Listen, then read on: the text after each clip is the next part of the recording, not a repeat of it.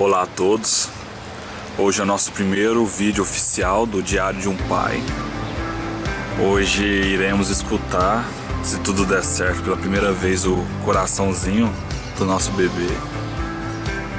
Dormi muito mal essa noite, então ansioso demais para poder escutar o barulho da criança.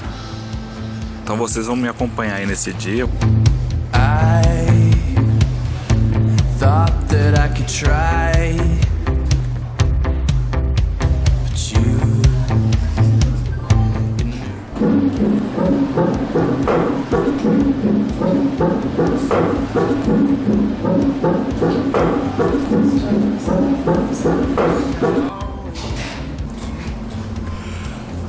Nós escutamos o coisa. Acabamos de sair lá da sala do ultrassom e eu não pude filmar lá. Vou mostrar pra vocês o resultado do exame. Tá tudo normalzinho.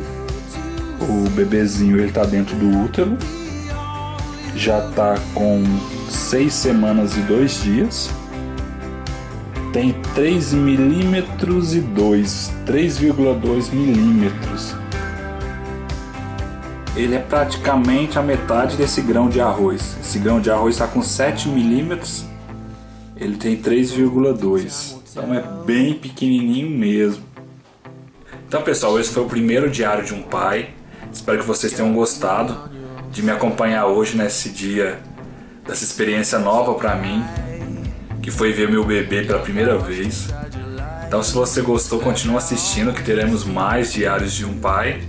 E até o próximo vídeo.